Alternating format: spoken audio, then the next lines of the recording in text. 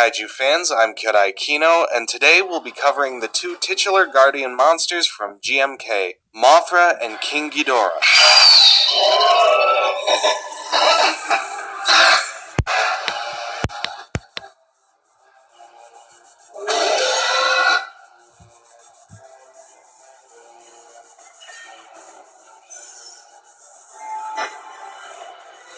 Two of Godzilla's most popular foes, Mothra and King Ghidorah, were brought back for the third entry of the Millennium series, Godzilla, Mothra, and King Ghidorah, Giant Monsters All-Out Attack. Directed by the Gamera trilogy's Shusuke Kaneko. That series' mythical sensibilities, they were reinvented as ancient guardian monsters who arise in modern-day Japan to defend the nation from Godzilla, the god of destruction, seek war. For the first and so far only time, Mothra and King Ghidorah fought alongside each other. If you want to learn more about the third guardian monster, Baragon, watch our kaiju profile on him from last year. When Toho hired Shusuke Kaneko to direct a Godzilla film, he considered pitting Godzilla against Kamacuras, or a mutated astronaut, before settling on a trio of Showa-era reptiles. Kaneko wrote a story titled Godzilla against Varan, Baragon, and Anguirus, Giant Monsters All-Out Attack, with assistance from Keiichi Hasegawa and Masahiro Yokotani. Producer Shogo Tomiyama approved the story, but Toho chairman Isao Matsuoka requested that Kaneko work in the more popular Mothra and King Ghidorah to increase the film's marquee value. They replaced Anguirus and Varan, respectively, while Baragon was retained in a reduced role. Said producer Shogo Tomiyama, "When I heard we had to change the monsters, I was probably more disappointed than Kaneko himself. But afterwards I thought, just like Hollywood stars act different characters every time, so too with King Ghidorah and Mothra." The suits and props for both monsters were designed and modeled by Fuyuki Shinada, who had previously sculpted several kaiju including Biollante, Legion, and Iris. As Mothra's larval stage was only needed for a single shot, she was portrayed using a refurbished Mothra Leo larva prop left over from Rebirth of Mothra. Her imago stage, however, underwent a heavy redesign, with more anatomically accurate insect body proportions. In order to give Mothra an especially feminine appearance, she was given purple eyes and feather-shaped antennae. The advanced poster for the film, however, used her Heisei design. To emphasize Godzilla's overwhelming power, this King Ghidorah was the first version of the character to be shorter than his rival. The three-headed monster was played by Akira Ohashi, who had previously embodied Gamera in Gamera 2, and Iris and Trauma Gamera in Gamera 3. This was his second time facing a larger kaiju played by Mizuho Yoshida, who was the front half of the Mother Legion in Gamera 2. My idea of this Ghidorah was that it was like a teenager, powerful but not mature, so purposely my moves were not smooth.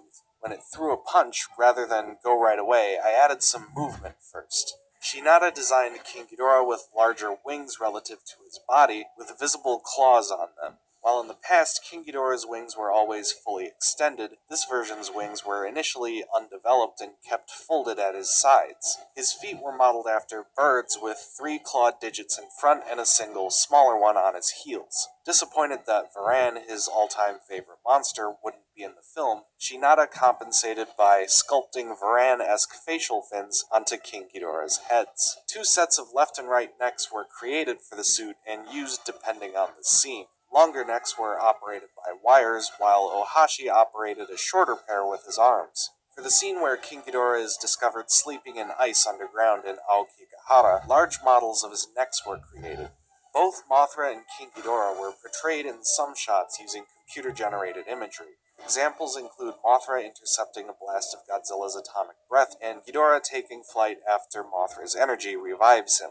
Interestingly, during a single brief CG shot showing Godzilla and King Ghidorah being scanned via thermal imaging during their underwater fight, Ghidorah's heads used their design from Rebirth of Mothra 3.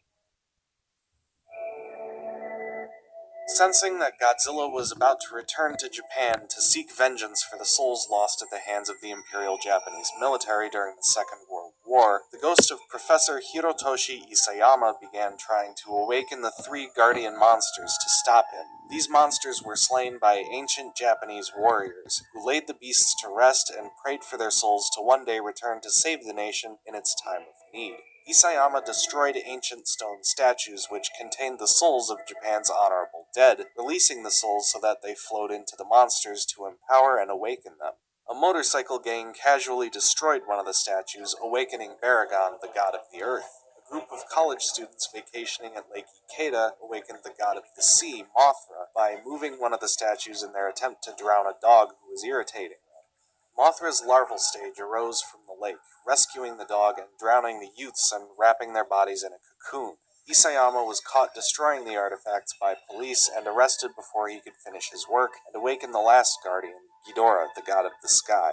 However, a suicidal man attempted to hang himself in the Aokigahara suicide forest around Mount Fuji, standing atop one of the statues. The ground beneath him collapsed and he fell into an icy chamber where Ghidorah was sleeping. In ancient times, Ghidorah was known as Yamata no Orochi, an 8-headed dragon, but by this point had only rested long enough to grow back 3 heads. Baragon freed Isayama from his prison cell. The god of the earth went on to fight Godzilla, but the vengeful monster king easily prevailed. Isayama found Ghidorah's chamber and awakened him, while Mothra's imago stage emerged from a gigantic cocoon on the surface of Lake Ikeda. Mothra intercepted Godzilla in Yokohama, assailing him with her venomous stingers and avoiding blasts of his atomic breath. Ghidorah arrived in the city to back up Mothra, but was overwhelmed by Godzilla, who bit down on his neck, drawing blood, then threw him into a building and blasted him with his atomic breath. Mothra protected Ghidorah from another stream of atomic breath, sending her crashing into the city's streets. With both of his kaiju enemies seemingly down for the count, Godzilla turned his wrath toward the JSDF. Before he could obliterate the final ship in Yokohama Bay, Mothra tried to surprise him from behind, but he quickly turned and incinerated her with a point-blank blast of his atomic breath. Mothra's spirit flowed into the unconscious Ghidorah, reviving him as the 1,000-year-old dragon, King Ghidorah. He flew into the air with his energy shield absorbing Godzilla's atomic breath. King Ghidorah launched the shield at Godzilla, hurling him into the bay and leaving a wound on his neck. He flew over the bay and kicked Godzilla as he resurfaced, only to be pulled underwater. As the monsters continued their battle, 2 submarines entered Yokohama Bay. One, the Satsuma, piloted